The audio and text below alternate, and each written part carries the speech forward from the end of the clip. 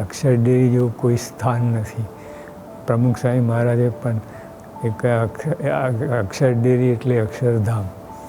ખૂબ જ મોટા ભાગ્ય હોય તો આવા અતિ પવિત્ર સ્થાનમાં આપણાથી અવાય કે આ સ્થાનમાં જે તમે શુભ સંકલ્પ કરશો ને એ બધા ખરેખર ગુણાતીતાનંદ સ્વામી અને પરમ પૂજ્ય મહંત સ્વામી બધા પૂર્ણ કરશે. આવા સાક્ષાત અક્ષર બ્રહ્મનો જે આ સ્થાન છે, અક્ષરધામ તુલ્ય આ સ્થાન છે.